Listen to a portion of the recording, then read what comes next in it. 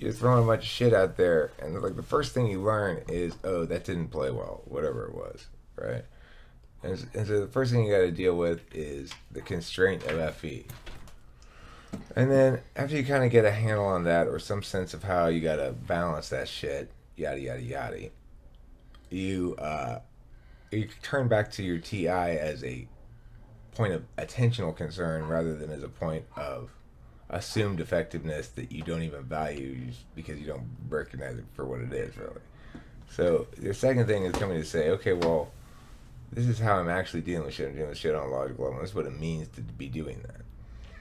And then I'd say the third stage is trying to wrestle with your SE, basically. Trying to find a way to do what you got to do, even though it's not time instant like ideation. It requires implementation processes and planning and stuff like that. So you got to figure out the doing third. And then fourth, I think probably you deal with like your fifth slot after that. You go, okay, well, what am I really trying to chase around here? And you want it to be, because you're an ENTP, you want it to be a meaning-based answer to that question. And then I feel like that's all I'm doing. I'm sort of just chasing truth, regardless of everything else. okay, well, the next step is where I'm at is SI, which is then you go, okay, well, maybe what it really boils down to is I need to get fed and take a bath and hump and go poop and stuff like that. It's pretty satisfying, but you know, It brings balance. it does bring balance, and it also directly runs afoul of doing stuff like making that song. So I had to stay up all night last night to make that song, and Kimberly did not like it when I don't come to bed. She gets very mad at me, and so I knew that was going to be a problem. She's going to be mad at me or whatever, but I also knew that I wanted to finish the song. So I just did finish it. And that's an example of me prioritizing that thing. But because of Kimberly, it's not, I don't just, there's a solid amount of resistance to me going overboard in a particular direction based on the fact that I really want to have her. I don't want to win any fights with her. It doesn't do any good to try to. Winning fights with Kimberly is a waste of time. It's just pointless. My only purpose is to get her happy again, basically, without her. Ideally, without her pissing me off so much that I have to win the fight. Yeah, I can definitely see that interaction. Every fight I've had with my mom, I've won very easily. Like it wasn't even. I wouldn't even call it a fight. She just concedes very quickly. Kimberly's not that kind of ISFJ. But the problem is winning the fight, it doesn't do me any good. It doesn't. All it does is resolve the fairness of that individual specific fight thing, right? It doesn't. It maybe prevents it from occurring quite the same way again in the future, I guess. I don't know. But the point is,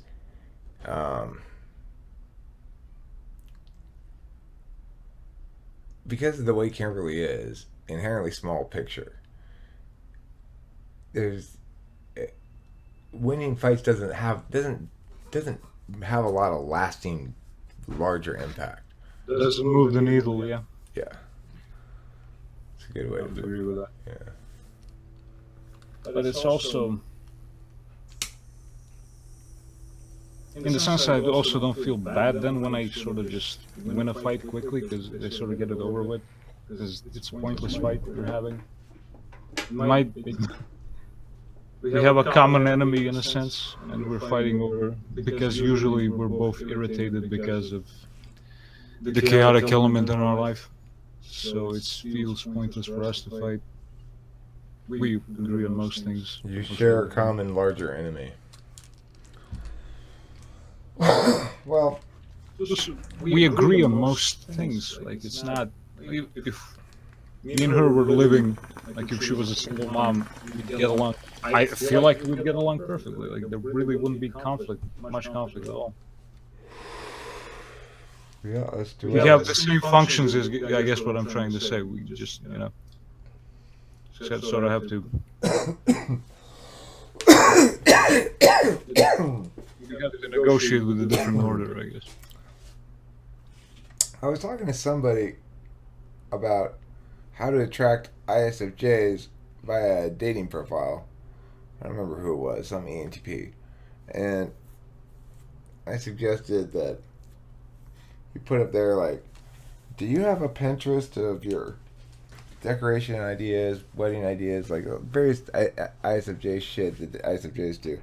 But it would be an immense service to ENTPs of the world if somehow I could gather together a big group of ISFJ chicks or dudes. I mean, there's some ENTP chicks out there too. But anyway, gather together a bunch of ISFJs who are specifically like to tell them all, get them all on board with the idea that they need to find an ENTP.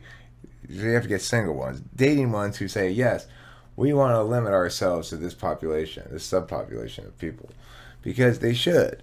But people think that's a bad idea in general. Most people would reject the idea that you should limit yourself to a population of people that includes only your duals. But I think you should. My mom told me that she would like reject all boyfriends or sort of potential partners by like the pattern on their socks, like really trivial shit, that seems to me. And I sort of pointed out to her, like, my type is probably your best match, and my type does not give a shit about sock patterns, so you probably rejected a lot of people who are pretty great for you, and then you waited too long. No. And then you find my dad who's horrible for you. But here's the thing. ENTPs, it is true that it's hard for ISFJs and ENTPs to get together. But if the ENTP knows he's interested in, then he'll change the ISFJ's mind. Like, Kimberly had written me off completely after our first date. She was not having anything else to do with me. No siree. But here I am. Because do you feel they're very easy to convince? I feel that. Well, for an ENTP, they're easy to convince. Kimberly's got some serious defenses up. I mean, she's developed a lot of defenses over the course of her life, and it's part of her experience, and it's just part of her, maybe her Enneagram type or something. But she's very willing to yell and stuff like that. So she's not a pushover in any sense. Like, she wouldn't let me sleep with her on our first date, and that